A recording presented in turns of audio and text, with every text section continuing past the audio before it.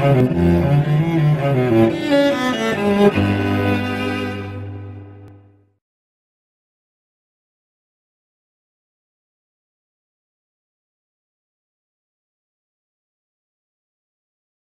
turn now to something many of us will not have experienced and may not really understand, but over 3 decades, Jean Tahuia has seen it close up over and over again, and she says it is heartbreaking and cruel.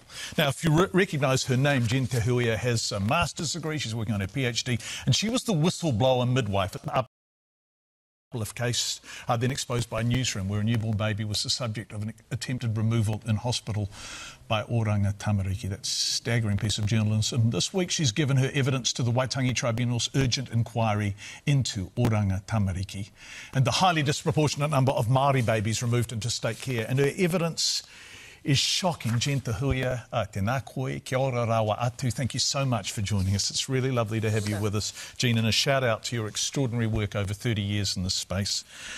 I was reading your evidence. I don't know where to begin, really, but I want to begin with point 12 you make. A Māori baby removed immediately after birth without the mother knowing. She was alone in her room at the time and was numb from the hips down, having just undergone a caesarean section. Hospital staff entered her room and told her that they had to take the baby for a check. When she asked 2 hours later where her baby was, she was informed by staff that it had been uplifted by Oranga Tamariki. Did that really happen in our country? That happened. That happens all the time. That's been happening over 200 times a year for the last 5 years.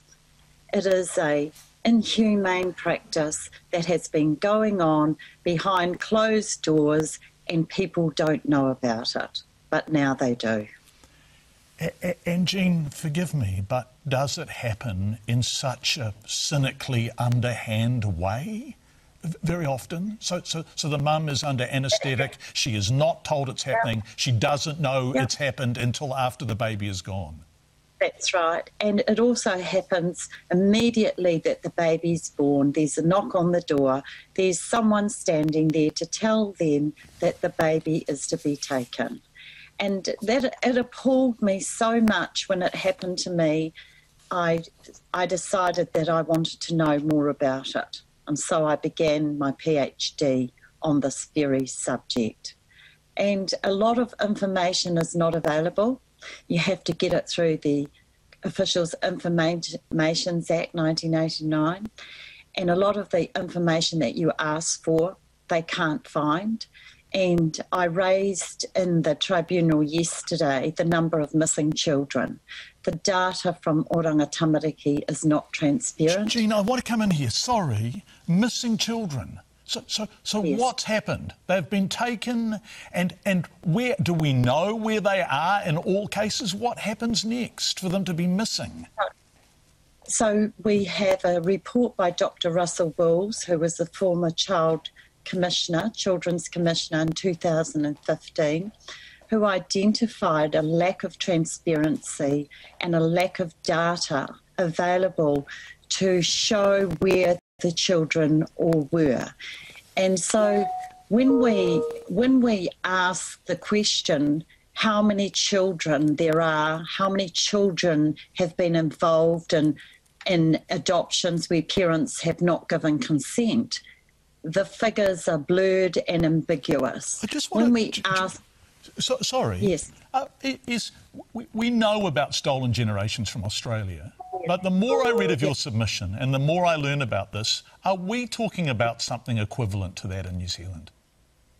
We are talking about something that cannot be denied.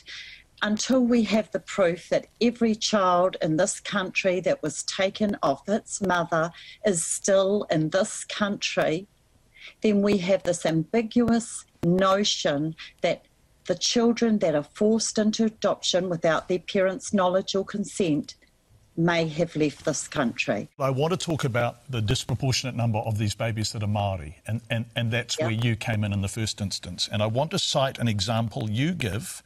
It's point 15 in your submission to the Waitangi Tribunal of a mum who's given birth to her third child. She has a history of drug and alcohol use. She's living in a garage. She seems prima facie to be ill-equipped to take care of that baby, but she gets to take the baby home and she is Pākehā. Do you think, Jean, and I really need you to be as clear as you can be about this, do you think if she was Māori, she wouldn't have got to take that baby home? Absolutely not. There are two principles here.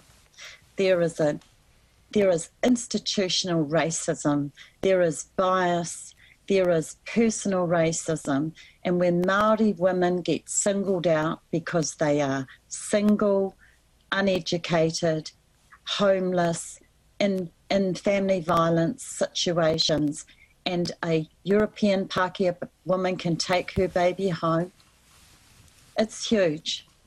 The racism is evident and it's huge. How do we get this right? If children are at risk, how do we get this right, Jean? So you have to realise that children are at risk because in 1990, the national government did some policy changes. They did social reforms and they stripped the benefits. They then put bulldozers through state houses and they never rebuilt them. And then we took away jobs. And so we have unemployed people who are homeless, poverty. Poverty is the biggest driver for child welfare. And so the state has created a problem where families and children are suffering.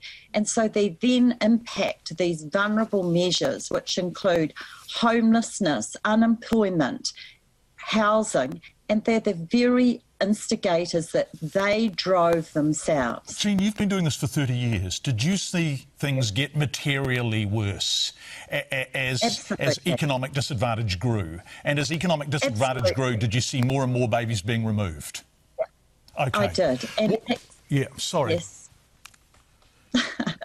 That's good.